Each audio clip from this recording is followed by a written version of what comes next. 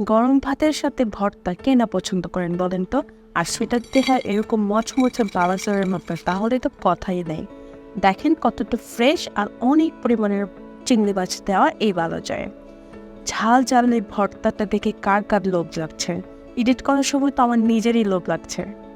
আরেকটু কেন থাকলো না, এখন খেতে পারতাম। যাই হোক, লোভ না করে এখনই স্ক্রিনে দেওয়া পেজে আপনারা নক দিতে পারেন। এত মজার বালাচাও আমার লাইফে আমি ফার্স্টে খেয়েছি। আমি অনেকবারই বালাচাও অর্ডার করে নিয়েছি, কিন্তু এইরকম মচমচে আর ফ্রেশ বালাচাও আমি পাই।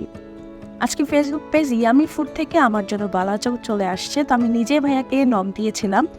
আমার বালাচাও খাওয়ার অনেক ক্রেভিংস উঠেছিল, কারণ চিটাগং থেকে যে বালাচাও এনেছিলাম ওইটা শেষ। আর আমি অন্য একটা গ্রুপ থেকে বালাচাও এনেছিলাম, ওইটা আমি এত ঠকেছি, একদম বাজে ফ্লেভার। তো আমি ওইটা আসলে মেনশন করতে চাচ্ছি না।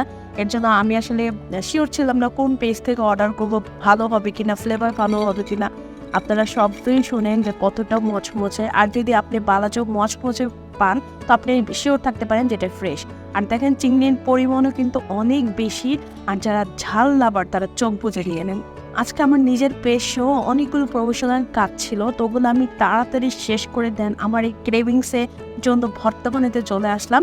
নিয়েছি অনেকগুলো শুকনো মরিচ, এগুলো খুবই মচমচো করে তেড়ে নিয়েছি। তারপর হচ্ছে রসুন নিয়েছি, কাঁচা রসুন যদি না খান স্কিপ করতে পারেন। পেঁয়াজটা খুব মিহি কুচি করে আমি কেটে নিয়েছি।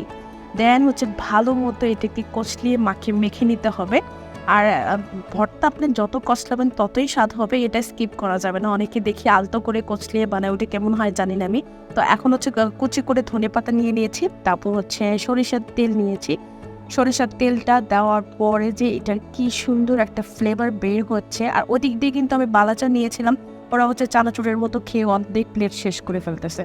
তো আমি তাড়াহুড়া করে আমার ভর্তা বানানো আনকমপ্লিট রেখে দেন বালাচাওগুলো আগে নিয়ে এখানে ঢেলে নিচ্ছি। তা না হলে দেখা যাবে সবগুলোই ওরা খেয়ে নেবে। আর এটা মচমচে তো অনেক মজা লাগতেছিল খালি খালি খেতে। তো এটা আসলে আপনি এক দফায় বসে যদি ঝাল লাভার হন না, এক দফায় বসে অর্ধেক শেষ করে ফেলতে পারবেন। ইতিমধ্যে কিন্তু অর্ধেকটা শেষও হয়ে গিয়েছে। কথা বলতে বলতে আমার বালাচার ভর্তা ডান। তো দেখেন কতটা ইয়ামি হয়েছে না? যারা ঝাল লাভার আছেন তারা কিন্তু এক্ষুনি ইয়ামি ফুড থেকে অর্ডার করে ফেলতে পারেন।